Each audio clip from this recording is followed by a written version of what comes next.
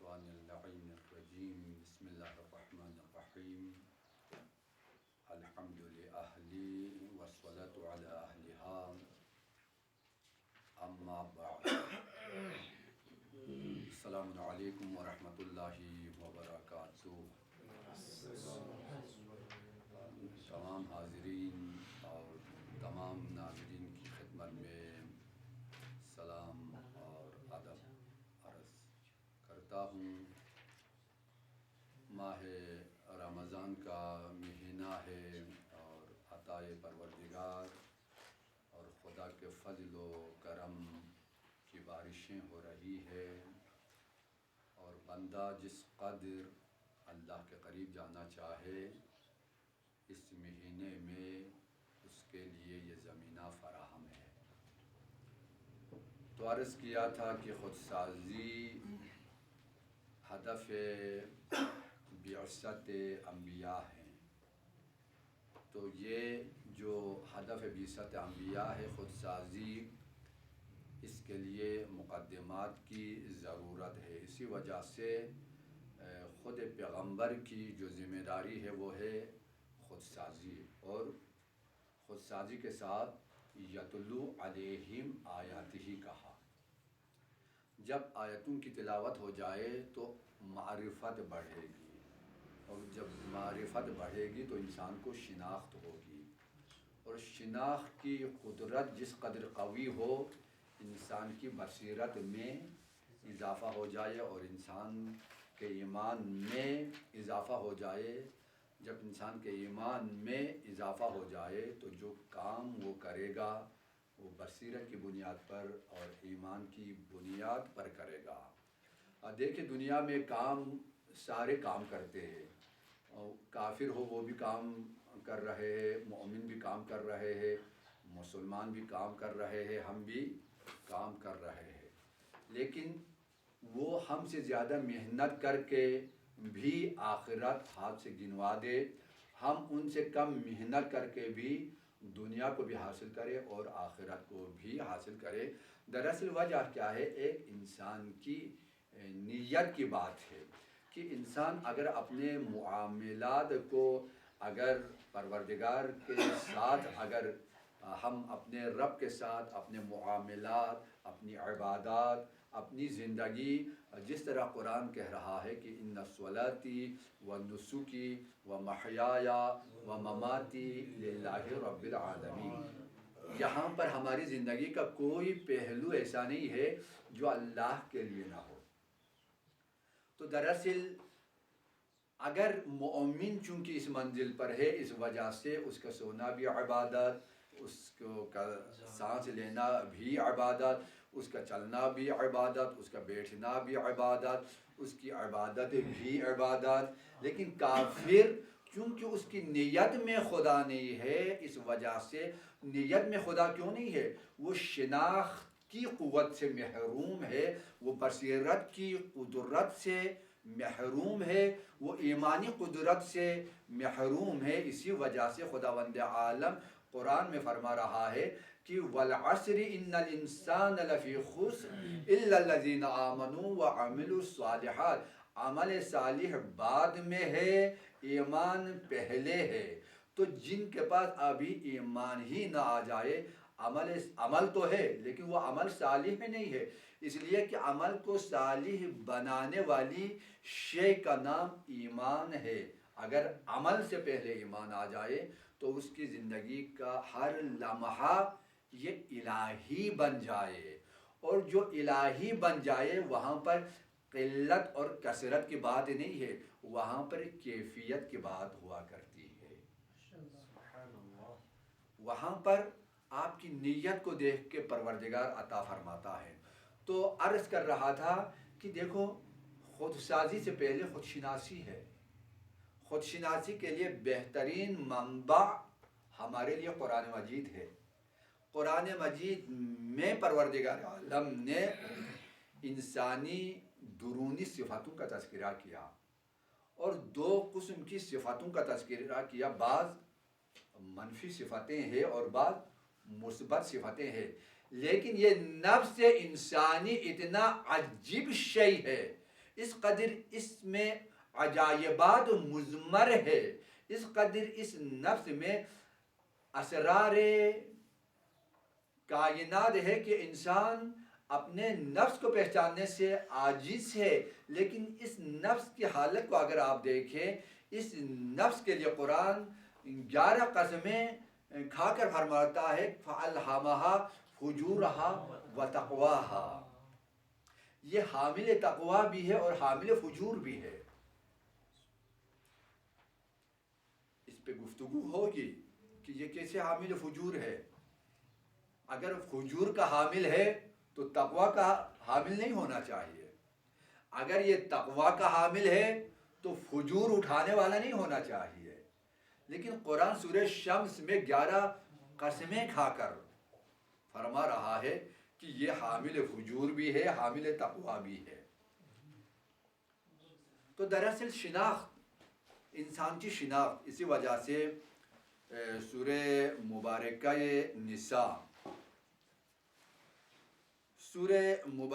نساء میں پروردگار عالم آیت نمبر 28 یرید اللہ ان یخفف عنکم وخلق الانسان ضعیفا، ایک نفسیاتی مسئلے کو اٹھا رہا ہے. کل عرض کی تھی کہ انسان کی قدرت کیا ہے؟ کائنات کی ہر چیز سے زیادہ انسانی قدرت ہے. اس لیے کہ جس امانت کو سارے آسمان اور آسمان والے مل کر نہ اٹھا سکے، جس امانت الہی کو ساری زمین اور زمین والے مل کے نہ اٹھا سکے، اور جس امانت الہی کو سارے پہاڑ، ایک پہاڑ کی بات نہیں ہے، سارے پہاڑ مل کے اٹھا نہ سکے، اس بوجھ کو یہ انسان اٹھا رہا ہے. یہ انسان کی قدرت ہے. لیکن اس آیت میں پروردگار کیا فرما رہا ہے؟ خلق الانسان ضعیفا، انسان کو کمزور بنا دیا ہے. ایک طرف انسانی قدرت کا تذکرہ ہے، دوسری طرف انسان کی کمزوری کا تذکرہ ہے. بھئی سوال پیدا ہوتا ہے کہ یہ کتنا کمزور ہے؟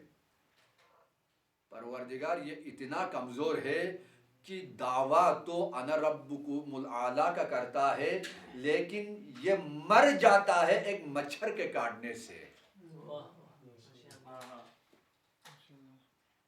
یہ اگر غرور پر آ جائے، یہ اگر کبر پر آ جائے، اگر یہ تکبر پر آ جائے تو یہ کسی مخلوق کو نظر میں لاتا نہیں ہے، بلکہ انا ربکم الاعلیٰ، تمہارا اور کوئی خدا نہیں ہے. یہ دعوی خدائی کرتا ہے. یہ انسانی قدرت ہے کہ کائنات کو مسخر کر کے کائنات کی کسی شے کو وہ نظر میں لاتا نہیں ہے. وہ براہ راست نبوت کا بھی دعویٰ نہیں کرتا، براہ راست ربوبیت کا دعویٰ کرتا ہے. یہ انسان کی سرکشی کی انتہا ہے. لیکن دوسری طرف قرآن کہہ رہا ہے خلق الانسان ضعیفا، یہ اتنا ضعیف ہے ایک مچھر کے کاٹنے سے اس کا مزاج بگڑ جائے. یہ اتنا ضعیف ہے ایک مکھی بیٹھ جائے تو اس کا غرور خاک میں مل جائے. یہی تو وجہ ہے کہ امام موسیٰ کاظم علیہ السلام سے حکام وقت، چونکہ ہمارے ائمہ کے حکام کی حکومت میں زندگی گزار چکے ہیں، تو حاکم وقت مولا سے ایک خدائی مخلوقات، چونکہ دیکھو پروردگار کی کوئی شے بے حکمت نہیں ہے. ایک مرتبہ وہ سو رہا ہے اور اتنے میں ایک مکھی آ کر اس کے چہرے پہ بیٹھ جاتی ہے. اسے کئی مرتبہ تو اس نے ہٹا دیا، لیکن یہ مکھی بھی تو یہ چھوڑنے والی نہیں ہے. جہاں پر عادت ہو جائے نا اس نے بار بار آنا ہے. یہ بار بار مکھی کو ہٹا رہا ہے لیکن بار بار مکھی آ کے اس کے چہرے پر, اس کے منہ پر, اس کے ناک پر, اس کے پیشانی پر, اس کے چہرے پر بیٹھ رہی ہے. ایک مرتبہ غصے کے عالم میں امام سے یہ پوچھتا ہے کہ اللہ کو ضرورت کیا پڑی اس حقیر شے کو خلق کرے. مولا نے مسکرا کر فرمایا اللہ نے بے حکمت خلق نہیں کیا, بلکہ اللہ نے اگر مکھی کو خلق اگر کی ہے تو اس وجہ سے خلق کی ہے کہ مکھی کے ذریعے تم جیسے سرکشوں کو ذلیل کر سکے اور تمہیں تمہاری قدرت کا پتہ چلے کہ تمہاری حیثیت کیا ہے. تو دراصل قرآن کہہ رہا ہے خلق الانسان ضعیفا, خلق الانسان ضعیفا, انسان کو ضعیف اور کمزور پیدا کیا ہے. تو یہ انسان اتنا ضعیف کہ اگر کچھ قطرے اگر اس کے بدن سے بہے تو دوسرے لوگ اس کے قریب آنے سے کترائے. اور اتنا ضعیف ایک وبا, ابھی بہت سارے لوگ وبا میں مبتلا نہیں ہوئے, یہی کرونا, بھائی کتنے لوگ مر گئے ہیں خوف کی وجہ سے. ابھی یہ وبا ان تک پہنچی نہیں ہے لیکن فقط سن چکے ہیں کہ کچھ لوگ مر چکے ہیں. خوف اتنا طاری کہ ابھی مبتلا ہونے سے پہلے ہی کچھ لوگ مر گئے, کچھ لوگ ذہنی ٹینشن میں مبتلا ہے. بھئی کہاں گئی قدرت؟ اب جو ہمارے سامنے بعض لوگ کہتے ہیں نا دیکھو ہمیں ترقی میں یورپ کی طرف دیکھنے کی ضرورت ہے. کہاں پہنچ گئے؟ جہاں پر اخلاقیات کو دفنا کر, جہاں پہ مذہب کو دفنا کر, جہاں پر الہی معیارات کو دفنا کر, جہاں پر اسلامی اور انسانی اقدار کو دفنا کر فقط ایک حیوانی زندگی کو سب کچھ سمجھنے والی قوم کو ہم نے اپنے لیے رول ماڈل بنا رکھا تھا اور ہم کہہ رہے تھے کہ ہمیں یورپ والے جیسا ہمیں بننے کی ضرورت ہے. آج اس وبا کو اگر کنٹرول کیا ہے تو پاکستان نے کنٹرول کیا ہے, اسے اگر کنٹرول کیا ہے تو ایران نے کنٹرول کیا ہے. آپ کی نگاہوں میں سب سے زیادہ ترقی یافتہ ملک ہے امریکہ, لیکن آج 10 لاکھ سے زائد لوگ اس وبا میں مبتلا ہو چکے ہیں. اسلامی ملکوں میں علاج بھی دریافت ہے لیکن وہاں پر ابھی تک علاج دریافت نہیں ہے. تو وہاں کے جتنے بھی رؤسا ہے, صدر سے لے کر وزیر سے لے کر وہاں کے مشیر سے لے کر ڈاکٹر سے لے کر سب اسلام کی طرف دیکھ رہے ہیں. اسی وجہ سے آپ نے نہیں دیکھا جس دعا سے ہم مسلمان ہو کر ہم بھاگتے ہیں, امریکی صدر خود حاضر ہو کر دعا کی محفل سجاتا ہے. ہمیں دیکھو خود شناسی, ہمیں اپنی معرفت حاصل کرنے کی ضرورت ہے. یہ دین آسانی سے آیا نہیں ہے کہ کچھ لوگ دین کے خلاف, علماء کے خلاف, دینداروں کے خلاف پروپیگنڈے کرتے ہیں. بھئی تیری زندگی گزر جائے گی, کسی اور شیخ کا سودا کرو, یہ بہت مہنگا ہے. جہاں پر تمہاری نظریات اگر دین کے خلاف ہو جائے نا تمہاری نسل ختم ہو جائے گی, یا اگر باقی رہے تو وہ کوئی صالح نسل نہیں ہوگی. تو خوف, علاج, بھئی وہ ترقی کہاں پر جو ایک وبائی مرض کا مقابلہ نہ کر سکے. لیکن یہ فارمولے اسلام نے 1400 سال پہلے سے اسلام نے فارمولے دیے ہیں کہ کیا کرنا چاہیے ہمیں. لیکن ہماری بدقسمتی یہ ہے کہ ہم روشن فکری کے نام پر دین سے دور ہوتے جا رہے ہیں. کسی نے کیا خوبصورت کہا، تم 1400 سال پہلے اسلام نے کہا تھا کہ کھانا کھانے سے پہلے ہاتھ دھونا چاہیے، کھانے کے بعد ہاتھ دھونا چاہیے۔ آج 1400 سال کے بعد ترقی کر کے تم نے تازہ کشف کر لیا ہے کہ ہاتھ دھونا چاہیے، کھانے سے پہلے اور کھانے کے بعد دھونا چاہیے۔ کیا ہوتا ہے؟ اس سے جراثیم دور ہو جاتے ہیں۔ اسلام کہتا ہے فقط جراثیم دور نہیں ہوتے بلکہ ہاتھ دھونے سے تمہارے درجات بھی بڑھ جائے، تمہارے لیے ختم نہ ہونے والا اجر و ثواب بھی مل جائے، اور سب سے بڑی بات یہ ہے کہ تم خدا کے امر کے فرمان بردار کہلاؤ گے، تم شیطان کی غلامی سے نکل کر الہی بندگی میں آ جائے۔ تو ہمیں خود شناسی کی ضرورت ہے۔ تو قرآن نے کیا فرمایا؟ خلق الانسان ضعیفا۔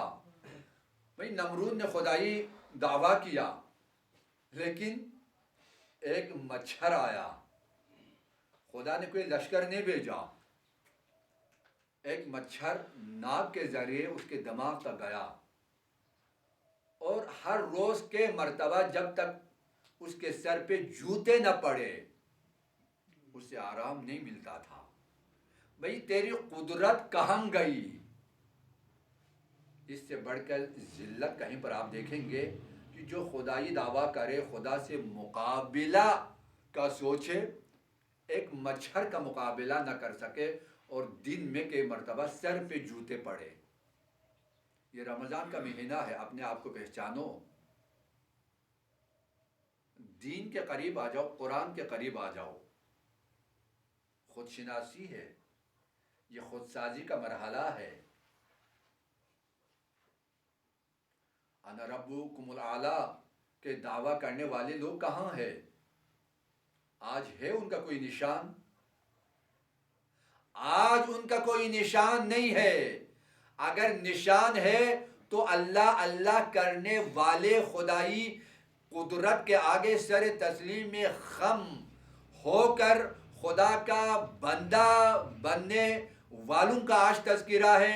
آج آدم کا تذکرہ ہے، آج نوح کا تذکرہ ہے، آج موسیٰ کا تذکرہ ہے، آج ہارون کا تذکرہ ہے، آج عیسیٰ کا تذکرہ ہے، آج ختم المرتبہ کا تذکرہ ہے، آج 14 معصومین کا تذکرہ ہے۔ اس لیے یہ الہی راہ پہ خود بھی چلتے ہیں، دوسروں کو بھی چلاتے ہیں، تو ان کے مقابلے میں آنے والے تاریخ کے قبرستان میں دفن ہو گئے، کوئی نام و نشان نہیں ہے۔ قدرت مادی طاقت کے ذریعے حاصل نہیں ہوتی، قدرت ایمانی طاقت کے ذریعے حاصل ہوتی ہے۔ مادی طاقت کے ذریعے جو قدرت حاصل ہو جائے وہ قدرت زمانے کے گزر جانے کے ساتھ ساتھ وہ قدرت بھی ختم ہو جاتی ہے، لیکن جو قدرت الہی اقدار کے ذریعے حاصل ہو جائے اس قدرت نے سدا بہار ہر زمانے میں تازہ رہنا ہے۔ اسی وجہ سے امیر المؤمنین علیہ السلام لوگوں کی 3 قسمیں بیان فرماتے ہیں کہ لوگوں کی 3 قسمیں ہیں: عالم ربانی و متعلم علی سبیل النجاة و حمج رعا۔ ایک عالم ربانی ہے، اس کے لیے موت کا تصور نہیں ہے، وہ ہمیشہ اپنے کردار کی وجہ سے زندہ ہے۔ آج ہمیں خمینی کو یا ہمیں خامنائی کو، آج ہمیں علماء کے یاد، علماء جو زندہ ہے یا جو گزر چکے ہیں، آج ہمیں آج سے 1400 سال سے جو علماء چل رہے ہیں، آج شیخ صدوق، آج علامہ مجلسی، آج علامہ طباطبائی، یہ سارے علماء جو زندہ ہیں ان کے کردار بھی آپ دیکھ رہے ہیں، جو گزر چکے ہیں وہ بھی آج جسم تو نہیں ہے لیکن ان کی فکریں بول رہی ہے۔ آج تفسیر میزان کی صورت میں علامہ طباطبائی بول رہے ہیں، مجمع البیان کی صورت میں تبرسی بول رہے ہیں۔ تو میرے عزیزوں، اپنی شناخت یا عالم ربانی بنو، ہمیشہ باقی رہو، اور یہ راستہ کھلا ہے۔ اسی وجہ سے علم کے لیے کہا اطلب العلم من المہد الی اللہ، ماں کی گود پہلا مدرسہ، قبر آخری مدرسہ. لیکن اس درمیان میں، ان دو مدارس کے درمیان تیری زندگی میں ہر روز علمی اعتبار سے، فکری اعتبار سے، شعوری اعتبار سے اضافہ ہونا چاہیے. تیری معرفت ہر روز بڑھے. اب تم نے کسی یونیورسٹی سے کچھ اصطلاحات حاصل کیے ہیں تو اس کی حیثیت کیا ہے؟ حیثیت یہ ہے کہ تو کائنات کو مسخر کرے، چاند کو اپنی مٹھی میں اٹھا لے، سورج کو، ڈوبے ہوئے سورج کو پلٹائے. یہ انسانی حیثیتیں ہیں.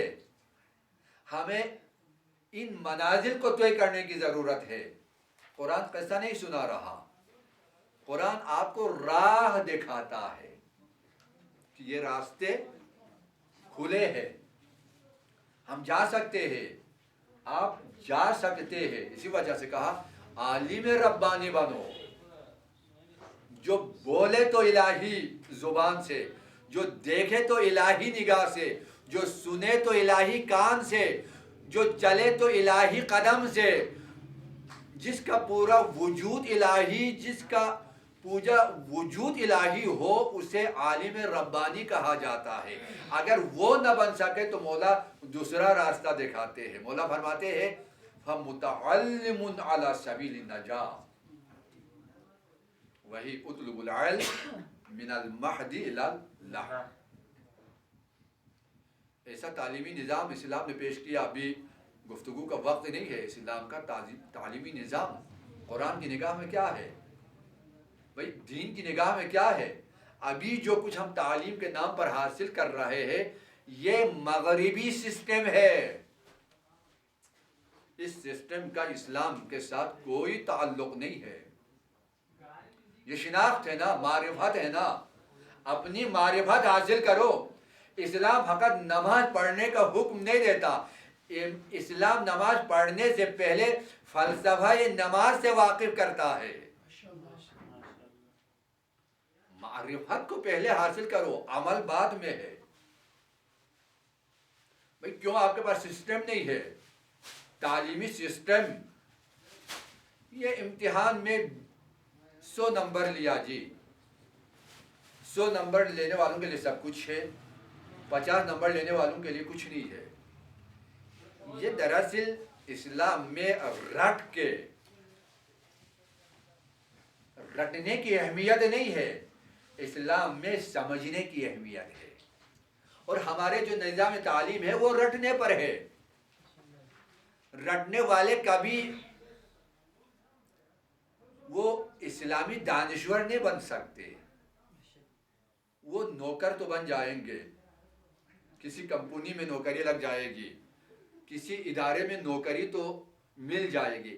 اسلام نوکر نہیں چاہتا، اسلام صاحب فکر چاہتا ہے، اسلام صاحب شعور چاہتا ہے، اسلام صاحب علم چاہتا ہے، اسلام صاحب معرفت چاہتا ہے، اسلام صاحب ایمان چاہتا ہے. ارے اسلام ایسے بے عقل، نافہم اور جاہل لوگ چاہتا نہیں ہے کہ جو کہہ دے کہ جلدی جلدی سر امام حسین کو کاٹو تاکہ نماز قضا نہ ہو جائے. ارے قرآن کہہ رہا ہے ایسی نماز پڑھنے والوں پر تو لعنت ہے کہ جنہیں نماز تو نظر آ جائے، صاحب نماز نظر نہ آ جائے. جنہیں عبادت تو نظر آ جائے، روح عبادت نظر نہ آ جائے. جنہیں امر تو نظر آ جائے، اولو الامر نظر نہ آ جائے. امام حسین حجت خدا، زمانے کا ولی، لیکن یہ نماز پڑھنے والے ہیں. لیکن نماز پڑھو، شمر والی نماز نہ پڑھو، علی اکبر والی نماز پڑھو، عمر سعد والی نماز نہ پڑھو، یہ جہنم کا ایندھن بنا دے. اس نماز کو پڑھو جس نماز کو قائم رکھنے کے لیے 7 اپنے سینے کو آگے کر کے حجت خدا کی نماز کو بچاتا ہے. اسی وجہ سے فرمایا 7 جب قیامت کا دن ہوگا نا، بہشت میں سردار بن کر جاؤں گا. سردار سب سے آگے ہوتا ہے، لیکن 7 بہشت میں دوسروں کا سردار میں بن کے جاؤں گا، میرے آگے آگے تم چلو گے. میرے عزیزو، دین سمجھنے کی چیز ہے. اپنی معرفت کو بڑھاؤ. زیادہ سجدہ، زیادہ عبادتیں آپ کے معیار کو نہ بڑھائے. پہلے بھی عرض کیا تھا، عابد کی 70 سال کی زندگی سے آپ کا سونا بہتر ہے. کیوں بھئی؟ وہاں پر کمیت نہیں ہے، کمیت ہے. وہ گنتے ہیں بھئی کتنی نمازیں پڑھی، لیکن یہاں پر کمیت نہیں ہے، کیفیت ہے. وہ نماز تو پڑھ رہا ہے لیکن خدا پہ اعتماد نہیں ہے. یہ سو رہا ہے لیکن اپنے پروردگار سے رابطے میں ہے. جان کے پڑھو، اپنی معرفت کو بڑھاؤ. ہماری دیکھو معرفت میں کیوں زور دے رہا ہوں؟ کیونکہ یہ بنیاد ہے. جس مضبوط بنیاد پر عمارت اگر قائم ہو جائے تو کوئی طوفان اسے نہ گرا سکے. اپنے خود سازی کی عمارت کو خود شناسی کی بنیاد پہ تعمیر کرو. انشاءاللہ اگر آپ کی خود سازی کی عمارت اگر خود شناسی کی بنیاد پہ تعمیر ہو جائے تو کوئی شرک و کفر و نفاق کا طوفان اسے نہ گرا سکے. ہم کربلا والے ہیں، ہم غدیری ہیں، ہم لاوارث نہیں ہیں. ہمارے وارث موجود ہے. اگر دوسروں سے پوچھے تو کوئی دکھانے کے لیے کچھ نہیں ہے. اگر ہم سے پوچھے تو ہم 14 محمد کو دکھائیں گے. اگر ہم سے پوچھے تو ہم 14 علی بتا دیں گے. یہ ہماری معرفت ہے، یہ ہماری بنیاد ہے. اسی وجہ سے دیکھو رمضان المہینہ یہ قرآن کا مہینہ ہے، یہ اہل بیت کا مہینہ ہے، یہ شب قدر ہے. ایک ظاہری شب قدر ہے، ایک باطنی شب قدر ہے. انشاءاللہ بیان کروں گا شب قدر کے موضوع پر مفصل.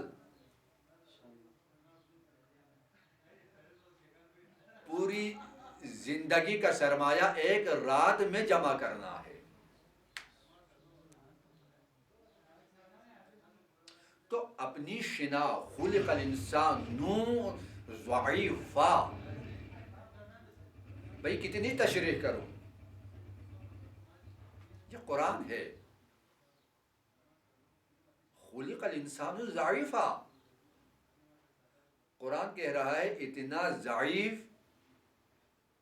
کہ اگر مکھی کچھ چیز لے تو مکھی سے وہ چیز دوبارہ نہ لے سکے. اتنا ضعیف. ایک مچھر سے خوف کھائے، ایک نظر نہ آنے والے وائرس سے پورا عالم، پوری دنیا زندان اور جیل میں تبدیل ہو چکی ہے. بھی کہاں ہے یہ صاحبان ادعا؟ پوری دنیا لاک ڈاؤن. جی کیا ہے یہ؟ انسان کو زندانی کر رہا ہے. کیوں؟ ایک نظر نہ آنے والے وائرس کے خوف سے کہ شاید کہیں ہمیں نہ لے جائے.